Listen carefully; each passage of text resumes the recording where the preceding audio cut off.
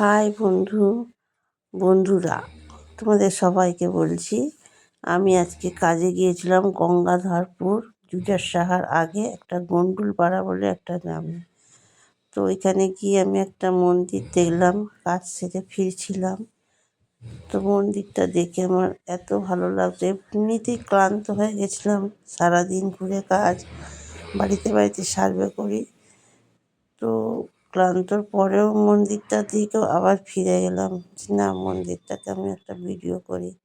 এত সুন্দর লাইটিং কাজ, এত সুন্দর হাতের কাজ, মন্দিরটা দেখার মতো, মনে হচ্ছে অপরূপ এক সুন্দর দৃশ্য মন্দিরটা।